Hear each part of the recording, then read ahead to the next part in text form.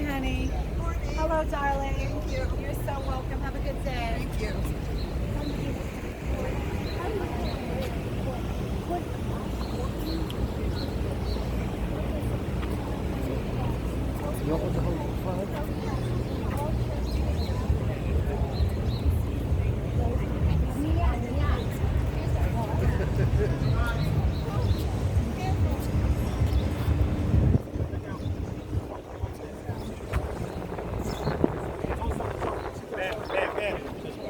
How do we get in there? Right here. Is that what the code is?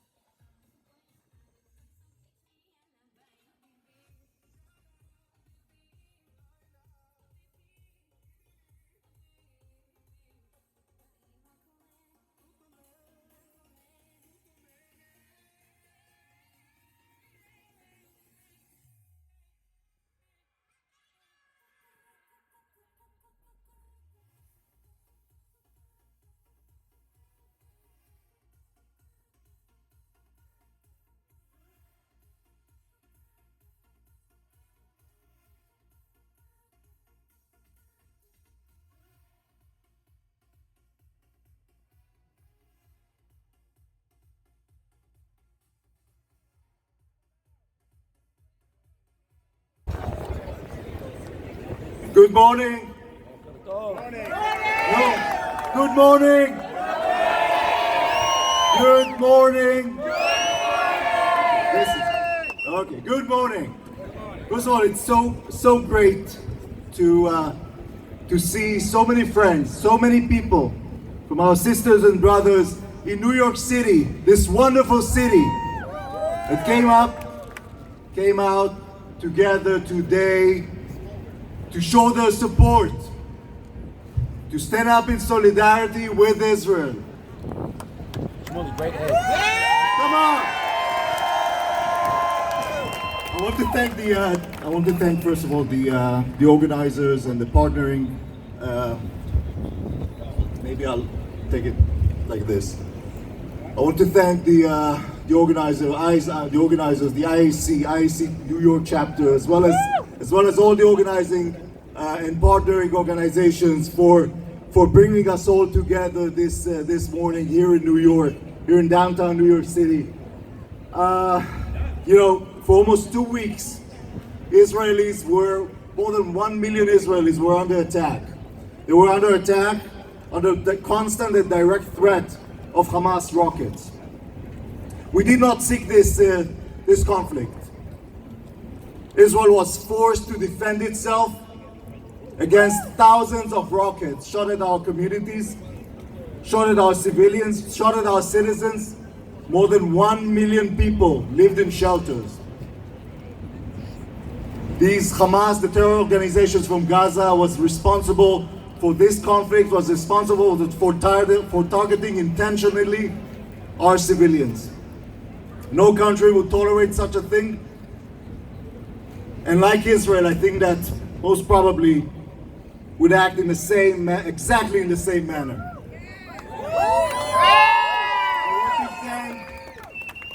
I want to thank the United States. I want to thank the US administration. I want to thank President Biden, all our elected officials, community leaders, for their steadfast support, for standing up with Israel, for backing Israel's right to defend itself, for backing Israel's right to defend 1 million of its citizens against Hamas terrorism. You know, the people of Israel are watching you right now. The people of Israel know that you are with them, that you are with us, that you are part of us. We know you care.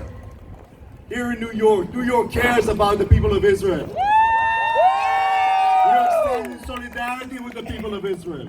Your solidarity. But I have to say one more thing, that these past 2 weeks also proved one more thing. They were a reminder, turned into some kind of a wake-up call, that we're in this together. Not only because of our solidarity, not only because of our Jewish mishpucha, because we were reminded that attacks against Israel, that demonizing Israel, eventually lead to attack and fuels and encourages attacks against Jews, not only here in the United States, all around the world. We know that it has led in the last 2 weeks to unacceptable spike of anti-Semitic attacks against Jews around the world, and unfortunately also here in New York City. It led to brutal racist attacks against Israelis, against Jews here in the city. The dozens of anti-Semitic attacks in the last 2 weeks should serve us as a reminder, as a warning sign. It must be condemned by our leadership here in the city, our political, our community leaders, our elected officials. And we, of course, at the Consul, we appreciate very much all the statements of condemnation that were issued in the last several days. This problem must be dealt quickly, seriously, and rigorously by our governments. To our Jewish family here in New York, I want to say, be proud of your Judaism. Be proud of your love to Israel that is part of your Judaism. Stand up proud for Israel. Because we in Israel are part of you. And we in Israel are proud of you, and we stand up with you during these difficult times. So thank you again for coming today, joining us in this rally. And thank you all for your strong support. And thank you all for your solidarity with Israel. Am Yisrael Chai. Thank you so much. Thank you so much, Consul General Iscol Nizan. I'd like to invite to the stage Sari Singer, the founder and director of Strength to Strength.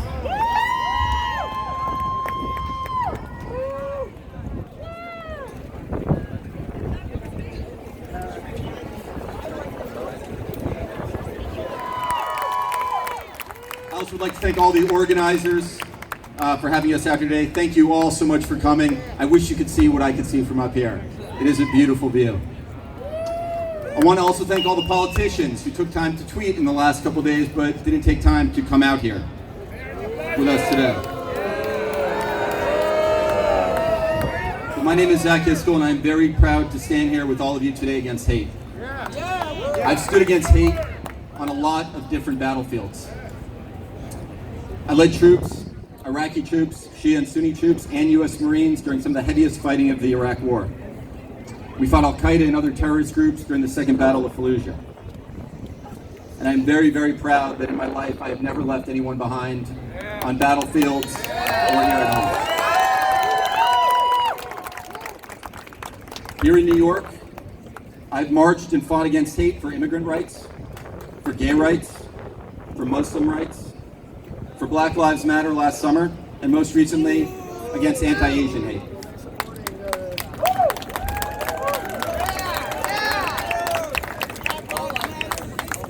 Growing up, and I march because growing up, like so many of you, we were taught to never forget. It was stories from World War II, from my family service, from survivors at high holiday gatherings that led me to join the Marines. I almost joined the IDF, but I went with the Marines. Semper Fi! Semper Fi.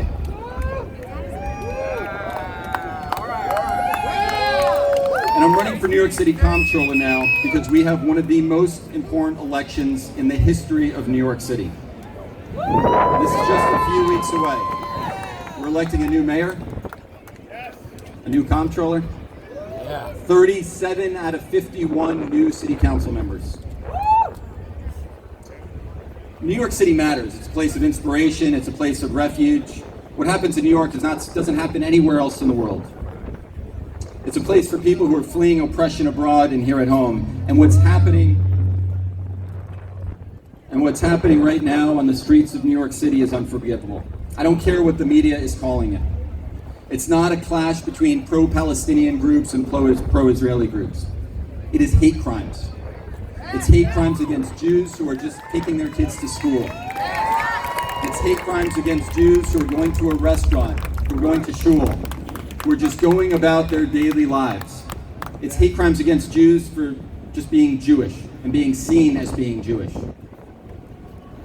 And I'm asking all New Yorkers now, not just the New Yorkers standing here with say, I'm asking all New Yorkers now, we have stood with you, stand with us. And I'm asking all of you standing here today, in a few weeks when it's time to vote, remember, don't forget, remember who stood with us. This is one of the most consequential elections in the history of New York City. Remember who stood with us. Thank you all so much, and God bless.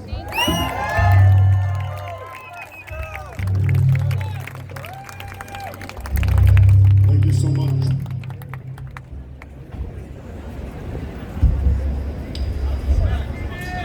Remember who stood with us. I'd like to invite Donna Zagger Levy, the Northeast Director of the Maccabee Task Force, to the stage.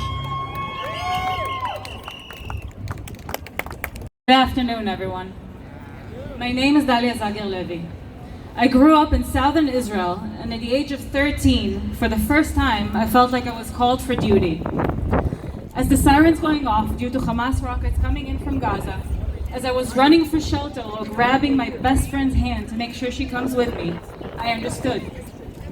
It became crystal clear right there and then why I had to serve my country in the IDF. Once I finished my service, 7 years later, I decided to pursue my education in the United States. I was studying political science at Columbia University, where once again I sensed that I'm being called for duty. This time, a different one. Although I no longer had my Army's uniform,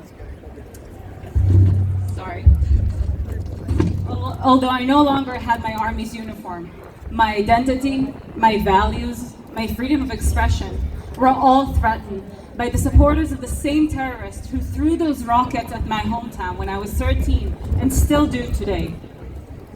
As a pro-Israel student, I co-founded Student Supporting Israel chapter at Columbia to stand up to those who utilize...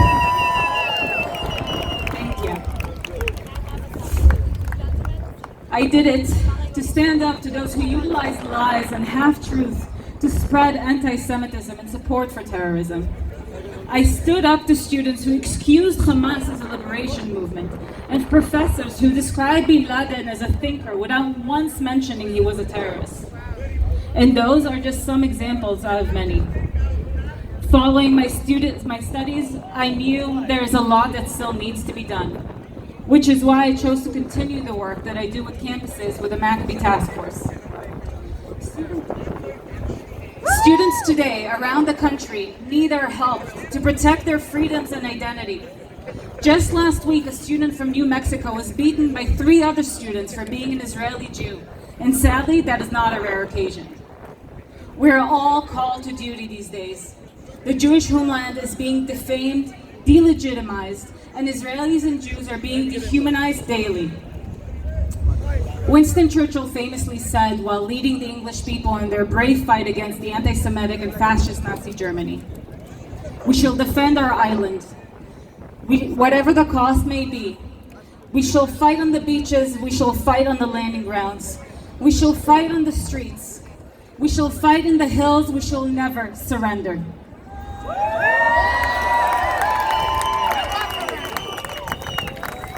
Churchill knew when he gave this speech, surrendering was not an option. It was not then, and it is not now. The price is too high. It is our turn.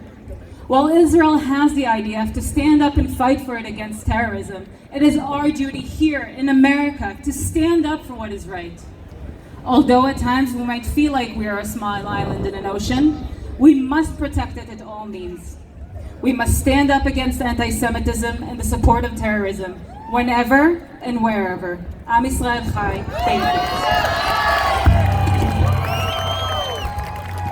Thank you, Dalia. I'd like to invite to the stage Peter Fox, the founding member of the American Jewish Committees Alliance for Diversity, Equity, and Inclusion.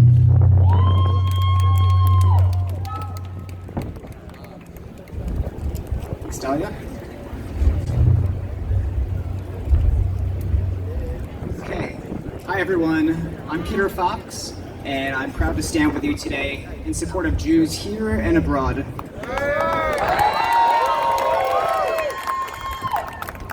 I'm a writer and a founding member of the American Jewish Committee's newly formed Alliance for Diversity, Equity, and Inclusion, for expanding community partnerships with the goal of reaching more people outside of and within the communal Jewish. Not here, brother. Not here, brother.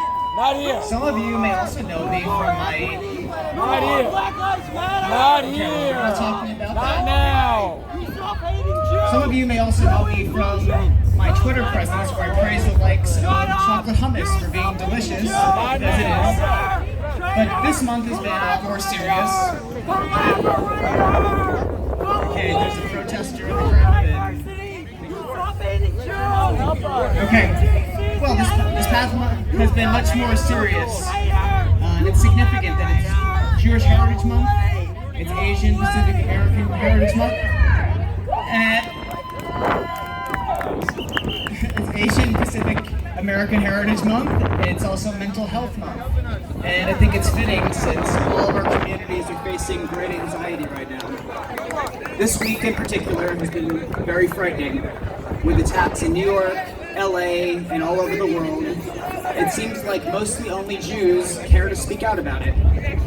And we all know that anti-Semitism can be quiet for years, for decades, and then be rampant all at once. And that has certainly been the case this past week. We mustn't forget where we come from. Jews are just a small minority. In America, Jews are 2% of the population. In the world, Jews are 0.2% of the entire population. Today, there are still 2 million fewer Jews alive than there were in 1939, and that's the impact of 6 million. So today I'm speaking for the Jews attacked on the streets of New York, who can't speak for themselves or are too scared to. I'm speaking for the dozens of Jews who were murdered by white supremacists in Pittsburgh and Poway, who we must never forget. I'm also speaking for Israelis of all stripes who are burdened with the indiscriminate and unprovoked rocket fire from Hamas, who must be condemned as the terrorist group that they are. And I'm speaking for everyone who shares a common humanity and cares about the safety and dignity of others. It should not be remotely controversial to categorically denounce anti-Semitism when Jews are beaten up on the street. Yet, it feels like few non-Jews are willing to. It should also not be hard to condemn Hamas for firing thousands of rockets into Israel unprovoked. And this one might be harder to hear, but it should also not be controversial to call out extremism when it comes from our own. Like this past week, there were right-wing Jews in Israel who beat up Arab Israelis in Bat Yam, which is despicable, and they do not speak for my Jewish identity or the way I support Israel. Jews are the oldest tribe, but we cannot allow ourselves to be tribal, or we will lose everything. So Israelis and Palestinians alike deserve much better. My message to non-Jews is you can absolutely criticize Israel without being anti-Semitic. Just ask any Israeli and they'll tell you. You can also criticize Palestinians without being Islamophobic, but if your insights require you to spew bigotry, you're doing it wrong. When you succumb to hyper-tribalism, your message loses all of its meaning. And I know what it's like to be misunderstood, because I stand before you as someone who's gay and autistic. I've been told many times that because I'm on the autism spectrum that I could never have empathy for others. But that's not true. It's because of my autism that I can see the depth of things in full plurality. So I ask you to do the same, seek the depth of things, practice holding multiple truths at the same time, and maximize good. Jews do not owe anyone a psychological burden of explaining a Middle East conflict an ocean away, but if you degrade us and attack us, we absolutely will stand up for ourselves. We must also call on activists and elected officials to do better. It's inexcusable that so many cover up and ignore repeated abuses towards Jews, even when we explicitly call it out. If you only speak out for Jews who share your politics, do you really care, or do you only care about yourself? When we see hate and extremism, our message of love and pluralism must be stronger. So I'll leave you with this. Most people are decent, including the ones you disagree with. So look for the good. When hate rises, it calls for all of us to rise higher. So stand with pride. Am Yisrael Chai. Thank you, Peter. I'd like to invite Ross Damovsky, who lost her sister right here in 9/11. Why are we here? I mean, don't we have better things to do on some thousands of miles away? And when it happens here, it doesn't happen to you. And I used to think like that myself. I'm not particularly religious or political. I didn't care about terrorism until the answer came crashing down on me. When my sister, on September 11, 2001, left home to go to the greatest city in the world, to work for one of the great corporations, and she didn't come home. She was murdered right there. But don't take my word for it. Take the word of a pastor, man of faith, who said, first they came after communists, but I didn't speak up because I was not a communist. Then they came after trade unions, and I didn't speak up because I was not in trade unions. And they came after Jews, but I didn't speak up because I was not a Jew. And when they came for me, there was nobody else to speak up. I got my message hard. Don't wait for yours. Stand up to terrorism. Stand with Israel. Stand with us. Thank you for coming. Thank you so much. Thank you so much. Take a moment. Look to the left of you. Look to the right of you. This is your community. We have to stand with each other.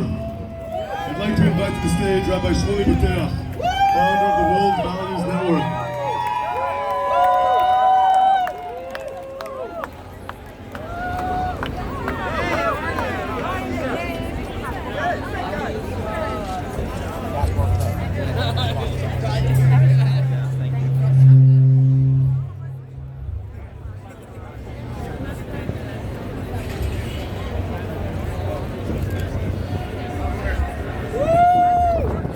My friends, on a cold winter night in 1943, the Israeli writer Tzvi Kulitz tells us a chassid with long payas and a beard the kind of man who would be beaten up in Times Square today, asked the last of his surviving 11 children to raise his head above the parapets in the Warsaw Ghetto to see when the German artillery were going to finally blast them to kingdom come. And as the boy raised his head, he fell back with a sniper's bullet between his eyes, and that was the last of Yossela Rackover's remaining living children. But before he died, he took out a pen and paper, and he wrote a last will and testament, and he put it in a bottle. And this is what he said: Lord God, you have robbed me of everything. You have robbed me of love when my wife died of disease and hunger.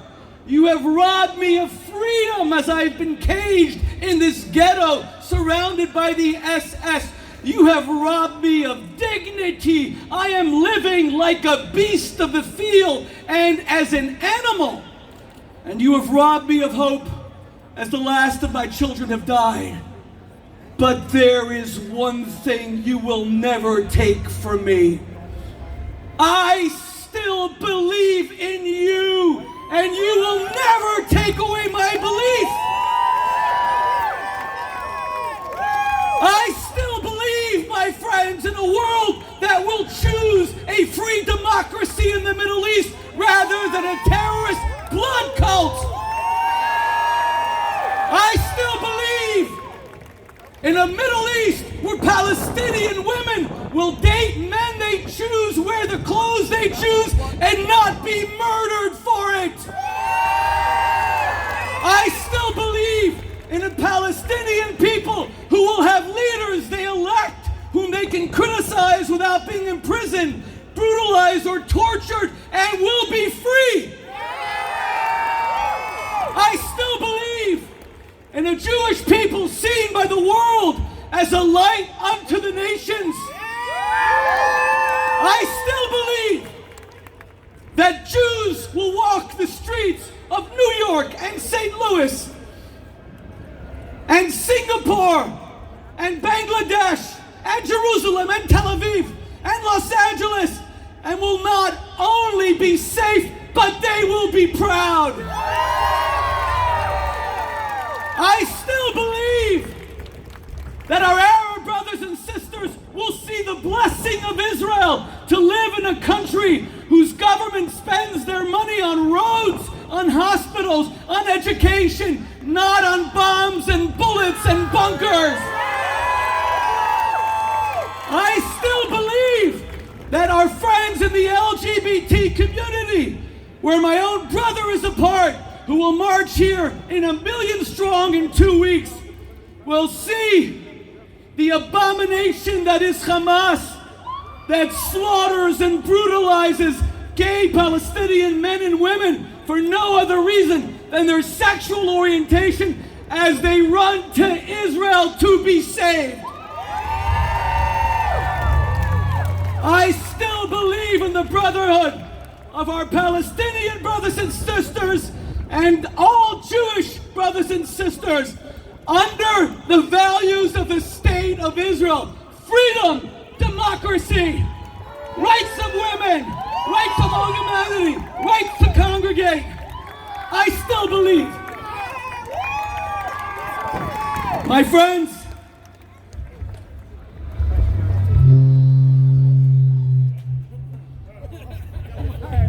the past 24 hours for me and my family has been an extremely challenging one.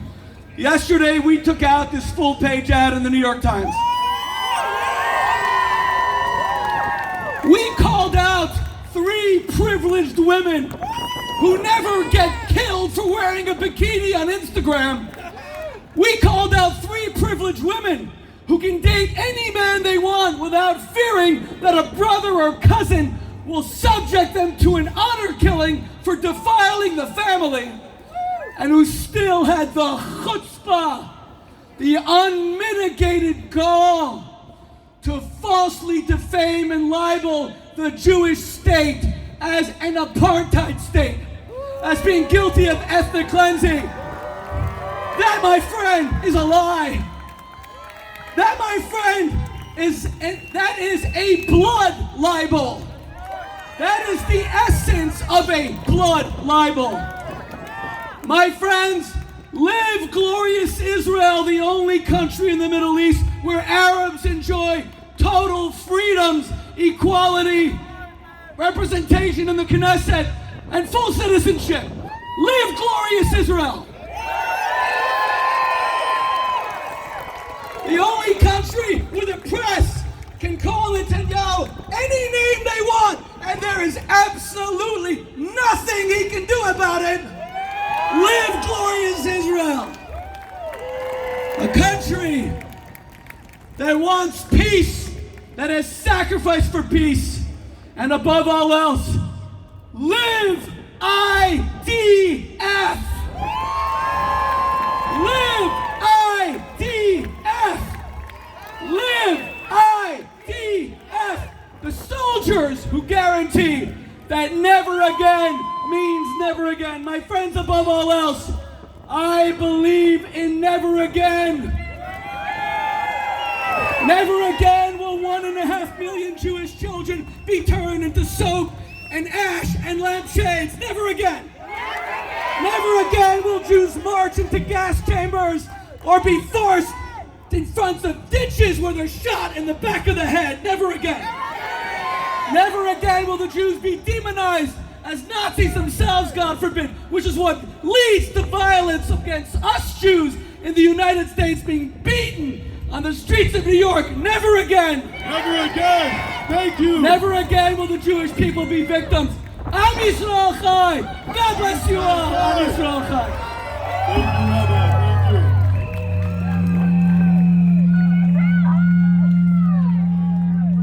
you. Sure. From New York City to the world, we stand with Israel. We stand with Israel. מי שברך אבותינו אברהם, יצחק ויעקב וברך את חיילי צבא ההגנה לישראל העומדים על משמר ארצנו וערי אלוקינו מגבול הלבנון ועל מדבר מצרים מן הים הגדול עד לבוא הערבה ביבשה באוויר ובים ייתן השם את טובינו הקמים עלינו ניגפים לפניהם הקדוש ברוך הוא ישמור ויציל את חיילינו מכל צרה וצוקה ומכל נגע ומחלה וישלח ברכה והצלחה בכל מעשה ידיהם ידבר שונאינו תחתיהם ויעטרם בכתר ישועה ובעטרת ניצחון ויקיים בהם הכתוב כי אדוני אלוהיכם ההולך עמכם להילחם לכם מבויריכם להושיע אתכם ונאמר אמן.